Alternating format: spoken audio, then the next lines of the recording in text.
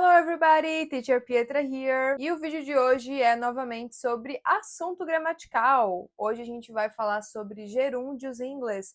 Você sabe o que é gerúndio? Bem, então vamos lá. Você já percebeu que adicionamos o ing no final dos verbos quando a gente quer representar um tempo contínuo? Então, por exemplo, review, reviewing, work, working, sempre tem esse ing. Normalmente as pessoas conhecem esse ing como uma ação contínua, no presente. Então ele aparece quando queremos expressar uma ação contínua no presente de algo que estamos fazendo naquele momento. Porém, o ing em inglês ele tem outra função além de mostrar o tempo contínuo. Ele também significa o gerúndio, Então, o que seria isso aplicado na frase? Ele pode ser entendido de várias maneiras e tem variações nisso, Então, vamos passar aqui por todas as variações que esse gerúndio faz em uma frase. Há momentos em que o sujeito da frase não é uma pessoa e também não é um objeto, mas sim uma ação, certo?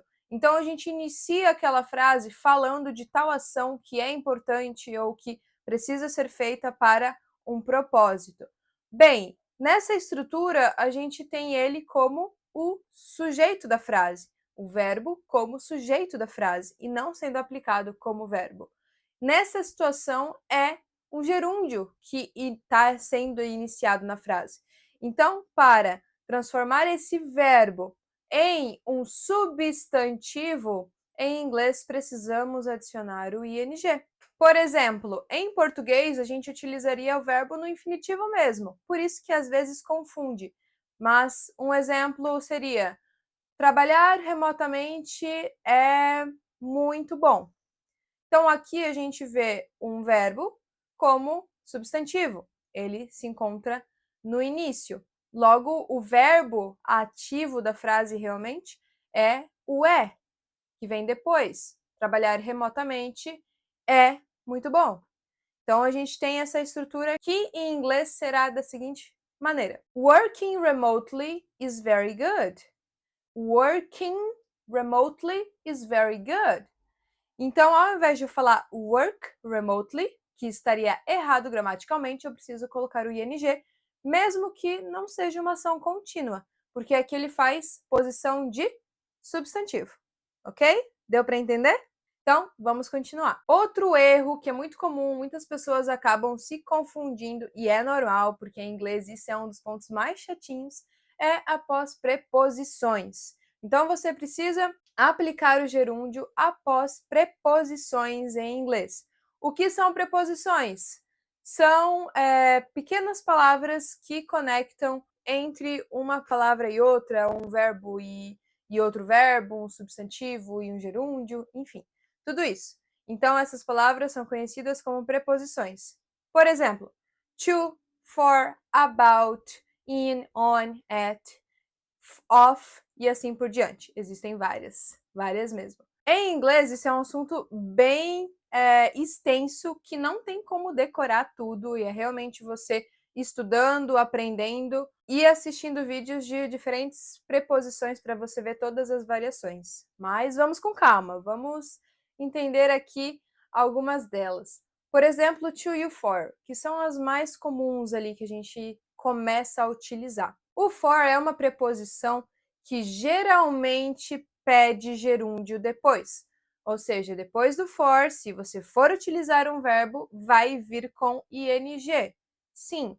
Então, as preposições normalmente pedem um tipo específico de palavra, de verbo, de estrutura. Então, o for precisa de gerúndio. O to, por exemplo, às vezes aparece gerúndio, às vezes não. Então, o to tem muito mais opções sem o gerúndio do que com, já que o for é o contrário. Isso quer dizer que vai excluir ambas as possibilidades para as duas preposições? Não. Mas, para a gente ter uma noção e entender melhor e estar mais preparado para quando a gente se deparar com essas situações, entenda que com for aparece mais, com to aparece mais no infinitivo. Então, por exemplo, I like to work. Aí a gente vai entrar em outro ponto muito importante. Além das preposições que puxam certas palavras em certas maneiras, também a gente vai ter a situação em que palavras ou verbos puxam o gerúndio após elas. Por exemplo, eu acabei de falar sobre o like, que com o to vai pedir um verbo no infinitivo. Se eu utilizo o verbo enjoy, ele já pede gerúndio depois, sem preposição. Então, por exemplo, I enjoy working. I enjoy working. Muito bem, eu sei que já foram muitas informações sobre gerúndios e você precisa primeiro assimilar tudo isso antes da gente ver todas as variações que existe disso em inglês, porque são muitas. E existem também muitas exceções disso.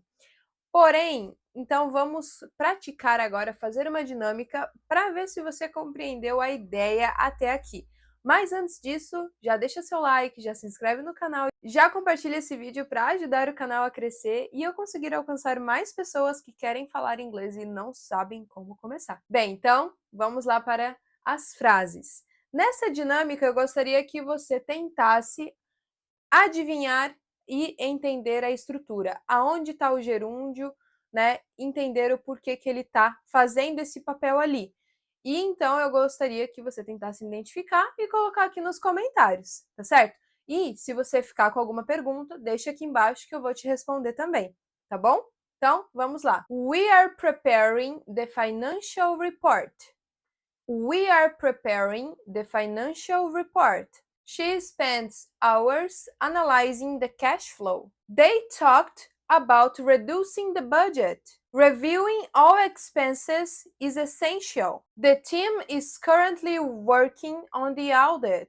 They discussed reducing the costs. The finance team is working on improving cost efficiency. Muito bem, então sempre que você iniciar uma frase em que a ação é o substantivo daquela frase, é o sujeito daquela frase, você precisa colocar o ing e não deixar ele no infinitivo. Também preste atenção e comece a analisar se depois de preposições você está utilizando o verbo no infinitivo ou com o ing.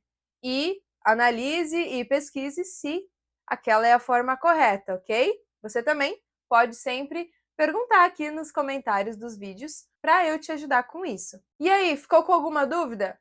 Como eu já falei, deixa aqui embaixo, se inscreve no canal, curte o vídeo e eu te vejo em breve com mais um vídeo, ok?